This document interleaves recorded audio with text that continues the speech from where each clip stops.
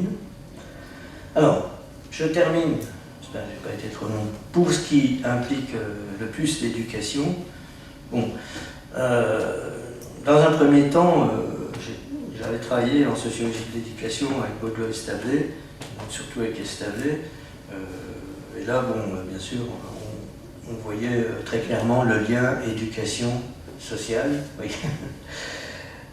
Ensuite, on a travaillé sur un observatoire de l'école rurale. Ça, c'était une action interne avec des collègues qui ont suivi une cohorte d'étudiants, enfin d'élèves de l'école rurale jusqu'au stade où ils arrivent au terme du processus de bac, pour voir un petit peu comment évoluent ces élèves, leur réussite, toute leur orientation, et leur impact sur le niveau des territoires.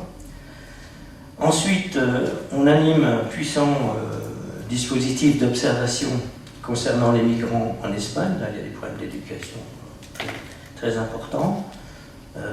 C'est un dispositif à peu près sur une trentaine de sites, avec à peu près 100 000 données personnelles par an.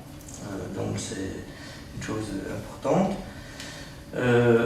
Dans la communauté urbaine, il y a des dispositifs également où sont fortement impliqués à plusieurs niveaux les acteurs de l'éducation dans les parcours vers l'emploi, notamment dans le cadre d'une mission locale.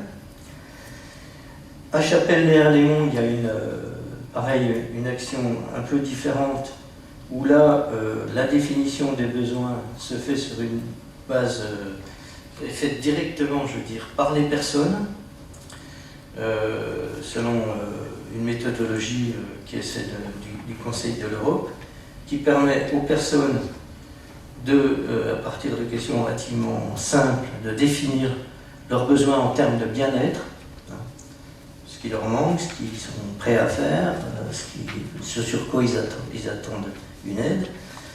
Et tout ça est retravaillé en groupe.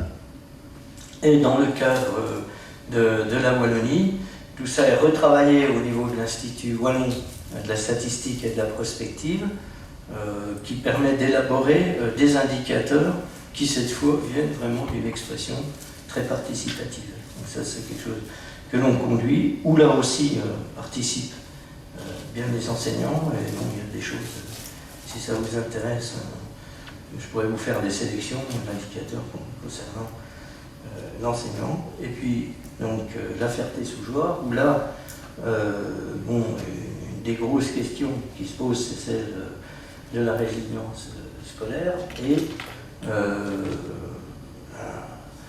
avec des questions très concrètes, c'est-à-dire pourquoi on a peu d'élèves qui arrivent au niveau universitaire, et toutes sortes de questions liées aussi, bien sûr, avec tous les aspects sociaux, et où on est parti dans un dispositif qui est parti de l'école, avec des réunions dans les collèges, dans les lycées, mais petit à petit,